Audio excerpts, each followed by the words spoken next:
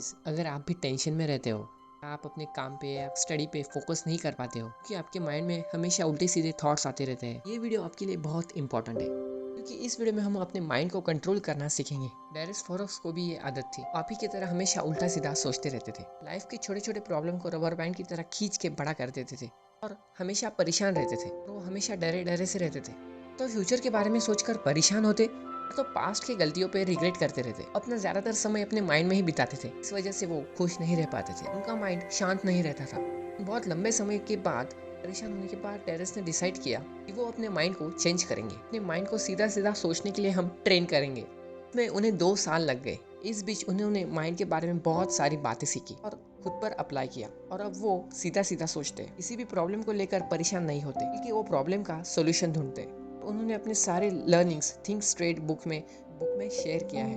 आज हम इसी बुक की समरी देखेंगे, सीखेंगे हम कि अपने माइंड को कैसे कंट्रोल कर सकते हैं। तो डायरेस ने बुक में कुछ बहुत ही पावरफुल पॉइंट्स बताए कि हेल्प से हम आसानी से डिसाइड कर पाएंगे हमें किस थॉट पे फोकस करना चाहिए और किसे इग्नोर करना चाहिए। इसलिए हम देखते हैं 8 पॉइंट्स क्या है। Number 1, from craze to clarity. 2014 में डायरेस अपने होम टाउन से लंदन आए थे। उन्हें समझ में आ गया कि यूके में सब बहुत मुश्किल है। सबसे ज्यादा मुश्किल है एक घर ढूंढना। एनी हाउ 2 महीने के बाद रेंट में रहने के बाद एक अपार्टमेंट उन्हें मिला।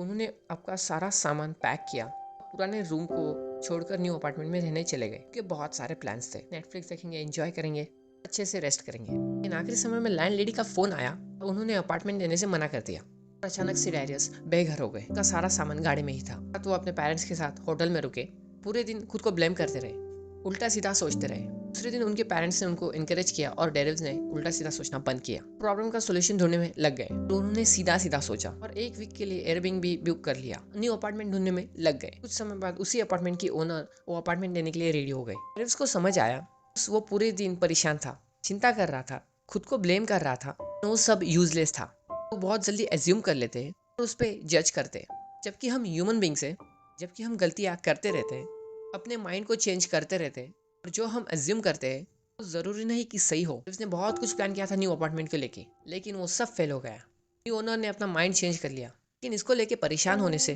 खुद को ब्लेम करने से प्रॉब्लम सॉल्व नहीं होगा। इसलिए हमें वैसे थॉट्स पे ध्यान नहीं देना चाहिए, बस वैसे थॉट्स पे फोकस करना चाहिए जिससे प्रॉब्लम सॉल्व हो। यही प्रैग्मेटिज्म का भी आइडिया है। इस बुक का बेसिक कंसेप्ट है, माइंड्स में आने वाले थॉट्स को रोक नहीं सकते, लेकिन हमें किस थॉट पे सोचना है ये यूज कर सकते। इसी तरह हम अपने माइंड को कंट्रोल कर सकते। जब हम वैसे थॉट्स को प्रोसेस करते हैं जैसे कि कोई प्रॉब्लम सॉल्व होगा या कोई फायदा होगा, तो इस थिंकिंग प्रोसेस को प्रैग्मेटिज्म कहा जाता है।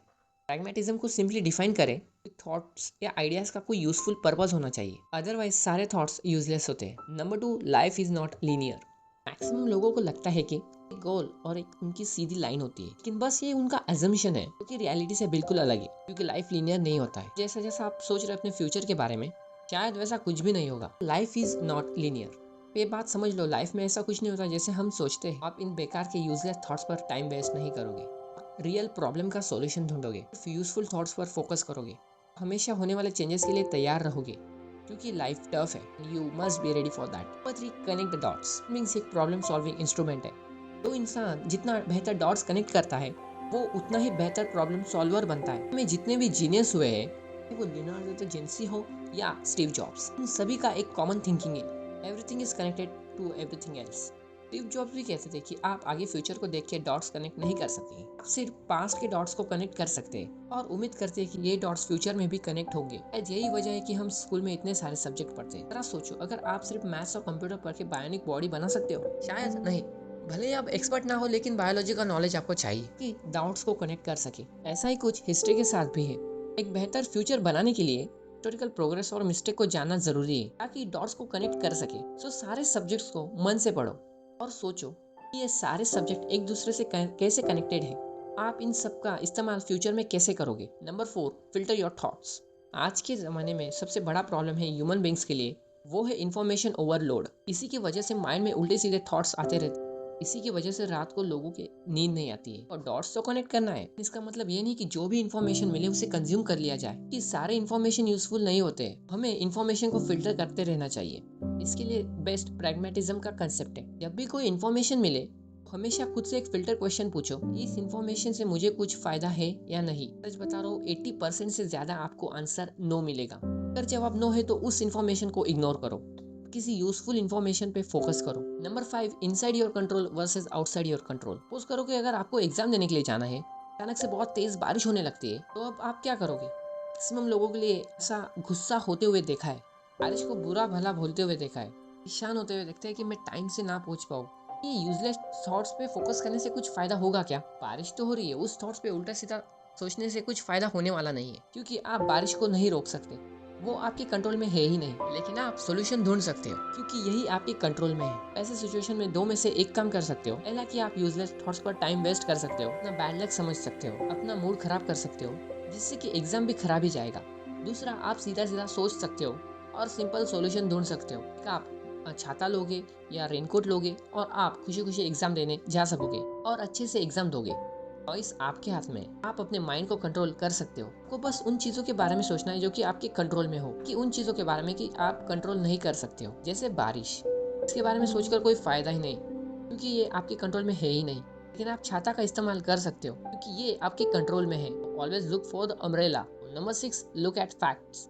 अगर आप सीधा सीधा सोचना चाहते हो, प्रॉब्लम का स्ट्रेट सॉल्यूशन ढूंढना चाहते हो, तो अज्यूम करना बंद कर दो और फैक्ट्स पे फोकस करो। Since maybe only opinion and imagination, beliefs and cases पे बेस्ड होता है। फैक्ट्स मेनली रिसर्च, स्टैटिस्टिक्स और एक्सपेरिमेंट्स पे बेस्ड होता है। फॉर एग्जांपल, लोग आपके बिहेवियर को पसंद करते हैं, सच है या आपने एज्यूम किया है। Number 7, be unconventional. जब भी हम कोई डिसीजन लेने से पहले सोचते हैं, बेसिकली हम कन्वेंशनल मेथड का यूज करते हैं।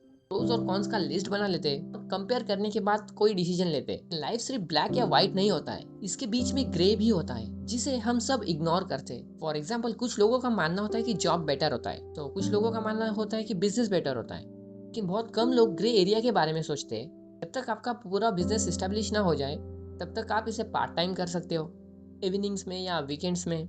अब बहुत सारा स्टूडेंट का कंफ्यूजन है कि आर्ट्स बेटर है या कॉमर्स या साइंस। पहले कंपटीशन मार्क्स लाने के लिए तो ठीक है, अदरवाइज दोनों पढ़ सकते हो। One of the greatest genius की बात करूँ तो लियोनार्डो दा विंची को आप उन्हें आर्टिस्ट कह सकते हो, तो वो एक साइंटिस्ट भी थे। आप उन्हें साइंटिस्ट भी कह सकते हो या एक आर्टिस्ट थे। वो आर्ट और साइंस को कनेक्ट करके देखते थे। साइंस एंड आर्ट्स एक दूसरे के बिना अधूरा है। सो ब्लैक और व्हाइट ही नहीं, ग्रे एरिया के बारे में भी हमें सोचना चाहिए, थोड़ा अनकन्वेंशनल भी सोचना चाहिए। Number 8, take thinking out of the quotation. आपको हमेशा ये इक्वेशन मेंटेन करना चाहिए, action is greater than thinking. हमें सिर्फ उन थॉट्स को चूज करना है जिसे एक्शन में बदला जा सके और जिसका कोई यूजफुल पर्पज हो।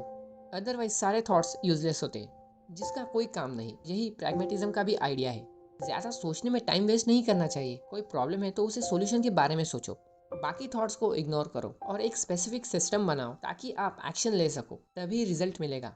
इस थॉट पे कंफ्यूज मत रहो, साइंस पढ़े या हिस्ट्री, मैथ सॉल्व करे या फिजिक्स, सॉल्यूशन के बारे में सोचो कि आपको पढ़ना तो सब है, एग्जाम्स तो सारे सब्जेक्ट्स का होगा, तो आप एक प्लान बना लो, सारे सब्जेक्ट्स को एक एक करके पढ़ो। सिर्फ सोचते रहने से प्रॉब्लम सॉल्व नहीं होगा, लेकिन आप अगर प्लान बना के एक्शन लोगे, प्रोग्रेस जरूर करोगे, गारंटी है। तो हमेशा इसी इक्वेशन को मेंटेन करो, action is greater than thinking. सिर्फ यूजफुल थॉट्स पे प्रोसेस करो, सोचो, भी आप सीधा सीधा सोच सकोगे, प्रॉब्लम्स का सिंपल सॉल्यूशन ढूंढ सकोगे। So practice to think straight.